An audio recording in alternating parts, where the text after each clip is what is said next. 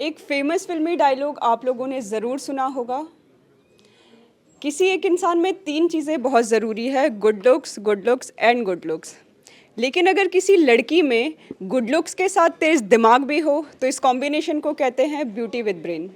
नमस्कार, मैं अपर्णा रांगड़ और आज तक डिजिटल पर आज हमारे साथ एक ऐसी खास मेहमान मौजूद है जिन्होंने अपनी खूबसूरती और अपनी स्किल्स के दम पर मॉडलिंग की दुनिया में खूब नाम कमाया।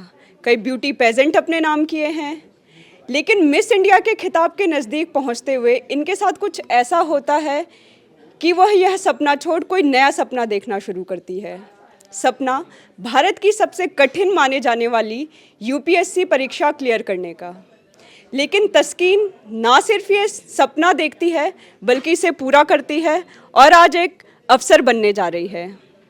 तो हमारे साथ इस खास चर्चा में जुड़ी है ब्यूटी क्वीन टू ब्यूरोक्रेट तस्कीन खान। तस्कीन, आपका बहुत बहुत स्वागत है आज तक डिजिटल पर। Thank you Aparna. तो चलिए तस्कीन से जानते हैं इनकी जर्नी के बारे में। कहाँ से ये सब शुरू हुआ, कहाँ से ये और जर्नी हम इसे कहें तो कैसे शुरू हुई है। सबसे पहले आपके नाम का मतलब क्या है? तस्कीन बेहद ही खूबसूरत नाम है, तस्कीन का मतलब क्या है? तस्कीन का मतलब होता है सेटिस्फैक्शन या पीस। और ये सवाल मुझसे इंटरव्यू में भी पूछा गया था। I still remember that. So it means consolation, peace and satisfaction. So I hope आपने जो अपने करियर में अचीव किया आप उससे सेटिस्फाइड ज़रूर होंगी और आगे भी हम इस पर बात करेंगे। तो तस्कीन, आपकी पढ़ाई से शुरुआत करते हैं। आपकी शुरुआती पढ़ाई कहाँ से हुई है, कहाँ से आप आती हैं? मेरी स्कूल की पढ़ाई जो है वो केंद्रीय विद्यालय ऑर्डिनेंस फैक्ट्री देहरादून से हुई है। और फिर मैंने अपना ग्रेजुएशन फिज़िक्स केमिस्ट्री मैथ्स में ये DBS PG कॉलेज देहरादून से किया था। And after that I went to modelling and finally जो पढ़ाई UPSC की आप बात कर रही हैं वो मैंने 2019 से स्टार्ट की। तस्कीन, जहाँ तक हम आपके बारे में जानते हैं आप मल्टी टैलेंटेड रही हैं अपने स्कूली टाइम से ही, और अपने कॉलेज टाइम पे भी आपने काफ़ी कुछ फील्ड एक्सप्लोर किए हैं। मॉडलिंग इसमें एक चीज़ है। तो आपने मॉडलिंग की शुरुआत की और फिर ये UPSC, दोनों बिल्कुल ही ऑपोजिट फील्ड्स हैं। इसके बारे में बताएंगे कि मॉडलिंग में आपने क्या कुछ अचीव किया पहले तो? शुरुआत हुई थी कॉलेज से। तो while I was in my college I used to do street plays and theatre and all। और फिर वहीं से मुझे थोड़ा सा शौक लगा कि हाँ ठीक है, मैं एक्टिंग में कुछ कर सकती हूँ आगे जाके। तो फिर मैंने थिएटर करना स्टार्ट किया और काफ़ी सारे नेशनल लेवल पे मैंने थिएटर्स परफॉर्म किए।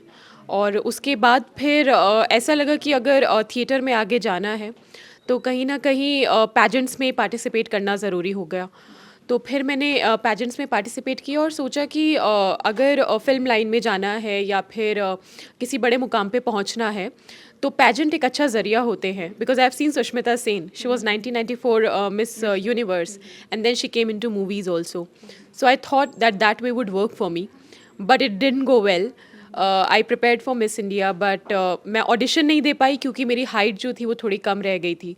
तो पहले हम लोग मेजर किए थे तो it was like more than 5'5" और 5'5", but when I went there for giving my audition फिर पता चला उन्होंने जब मेजर किया कि आपकी 5'5" एग्जैक्ट नहीं हो पा रही है। तो उस समय बहुत बड़ा धक्का लगा था। और फिर वहाँ से उसके बाद मैंने अपनी डायरेक्शन थोड़ी शिफ्ट की क्योंकि घर की परिस्थितियाँ थोड़ी डिफरेंट थी। और उसके बाद फिर मैंने गवर्नमेंट एग्ज़ाम्स की प्रिपरेशन स्टार्ट की and then from 2019 onwards I prepared for UPSC civil services. Modelling छोड़ फिर UPSC में आई, तो पढ़ाई में बचपन से ही शौक था? पढ़ाकू किस्म की रही थी क्या स्कूल टाइम में भी? पढ़ाकू मजबूरी में बनना पड़ा था मुझे। बचपन में क्योंकि मम्मी पढ़ाती थी, KG नर्सरी फर्स्ट स्टैंडर्ड तक तो अच्छी थी मैं पढ़ाई में। पर फिर मैथ्स का खौफ एक टाइम के बाद मुझे हो गया और ट्यूशन्स वगैरह मैंने कुछ लिए नहीं थे और इतना पैसा भी नहीं था कि हम लोग ट्यूशन्स ले सकें मैथ्स वगैरह के। तो मम्मी से जितना हो पाया उन्होंने पढ़ाया। उसके बाद जब सब्जेक्ट्स नए नए आने लग गए तो बिल्कुल ही पासिंग मार्क्स बहुत मुश्किल से आते थे मैथ्स में और बाकी साइंस में। पर फिर खुद पे मेहनत की और 10th और 12th में 90% के ऊपर मार्क्स खींच लिए थे मैंने। और उसका एक यही था कि मैं याद बहुत ज़्यादा चीज़ें करने लग गई थी। तो पढ़ाकू आई गेस बोलना तब सही होगा जब आपको चीज़ें समझ में भी आ रही हैं, पर मुझे ज़्यादा चीज़ें समझ में नहीं आती थी, तो मैं याद कर लेती थी उन चीज़ों को। तो पढ़ाई में मैं कहूँगी कि ठीक-ठाक थी, पर यूपीएससी में आने के बाद जब चीज़ें समझ में आई, तो पता चला कि रियल पढ़ाई क्या होती है।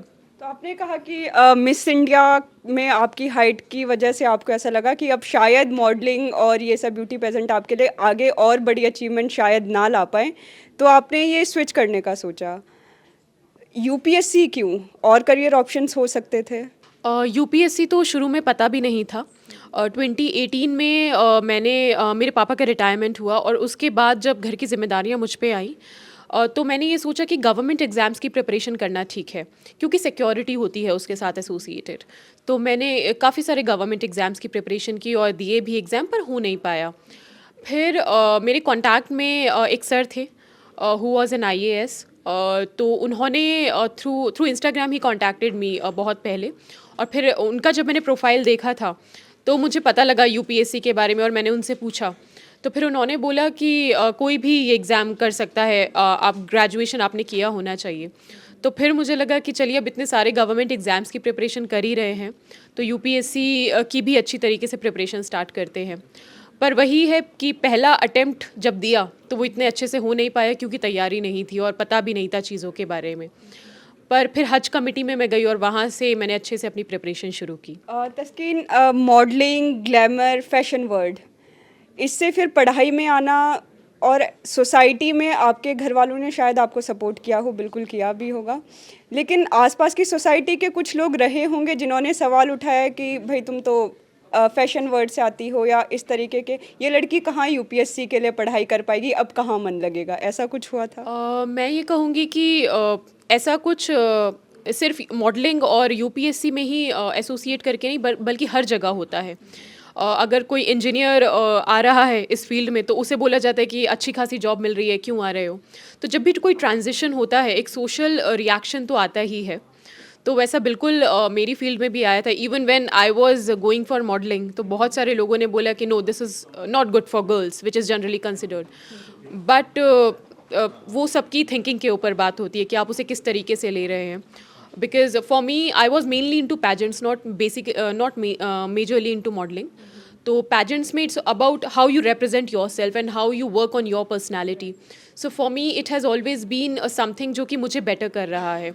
तो मैंने उस तरीके से लिया और लोगों की ज़्यादा ना सुनते हुए फिर जब एक बार एक्सपीरियंस हो गया था इस चीज़ का, तो फिर जब करियर स्विच कर रही थी तो बहुत लोगों ने बहुत कुछ बोला, और शायद लोग आज भी बोलते हैं कि क्यों ये सब किया, या फिर ये ट्रांजिशन जो है वो इतना अच्छा नहीं था, या फिर लोग हमेशा शायद यूपीएससी के साथ उस बैकग्राउंड को एसोसिएट करने की कोशिश करते हैं।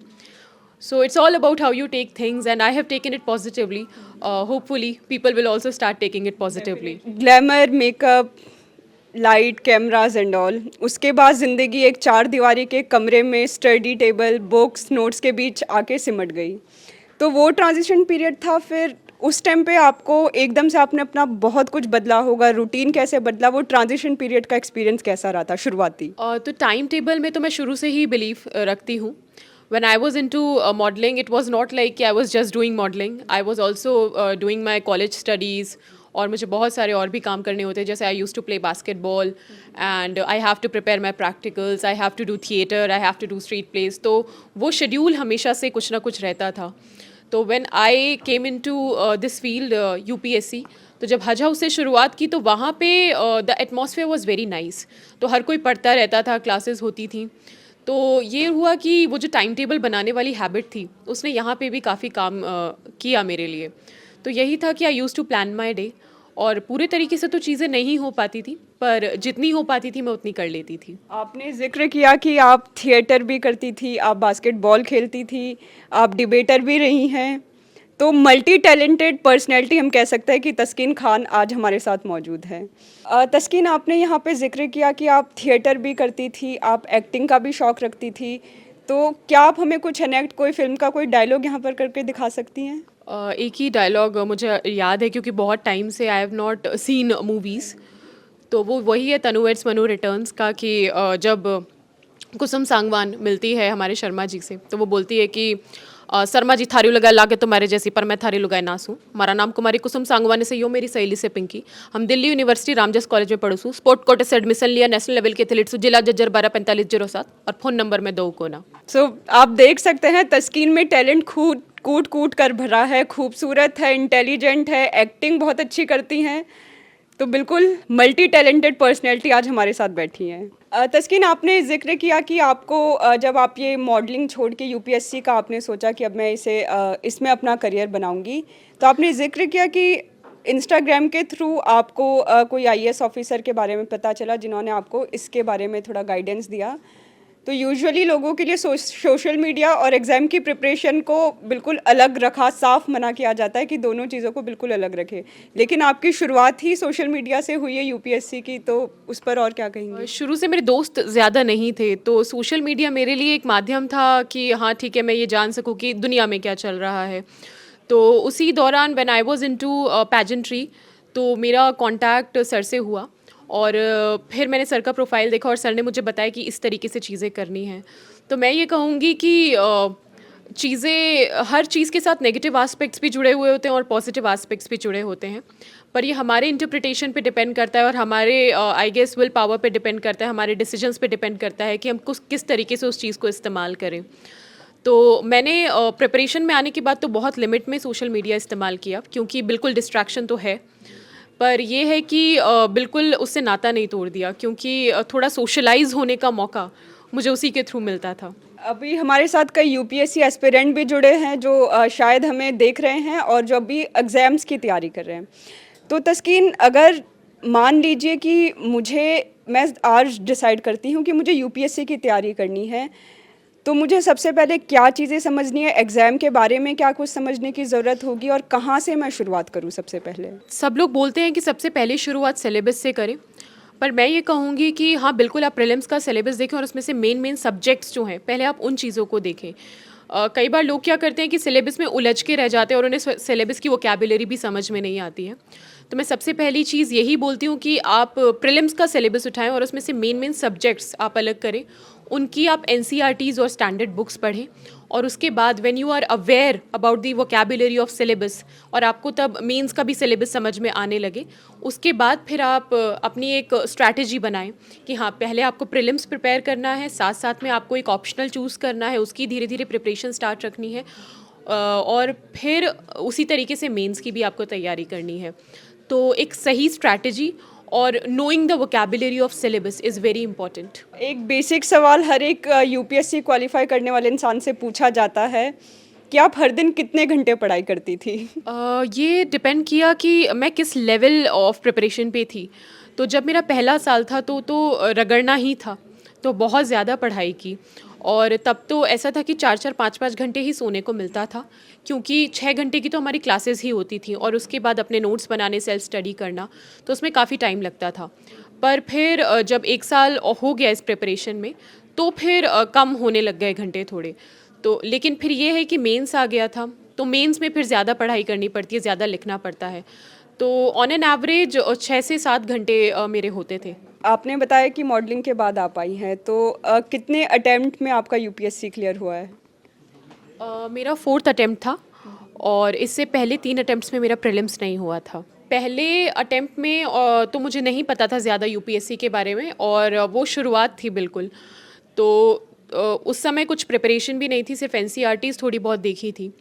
फिर दूसरे अटेम्प्ट में मेरा सीसैट नहीं हो पाया था, और तीसरे अटेम्प्ट में आते आते फिर मेरा सीसैट तो हो गया, लेकिन जीएस मेरा कुछ नंबर से रुक गया, और फिर चौथे अटेम्प्ट में फाइनली पहला स्टेज क्लियर हुआ, तो बाकी के 2 स्टेज भी क्लियर हो गए। यूपीएससी को लेके एक हाइप रहता है बड़ा, और यूपीएससी के क्वेश्चंस को लेके स्पेशली इंटरव्यू राउंड के लिए, कि जब आप उस कमरे में जाते हैं वहाँ पे एक टीम बैठी होती है और आपके पास बहुत कुछ है, बहुत वास्ट, क्योंकि यूपीएससी का सिलेबस रहता है, तो अंदर सवालों को लेके बड़ी क्यूरियोसिटी रहती है हम लोगों में कि भाई अंदर जाके क्या पूछा जा सकता है।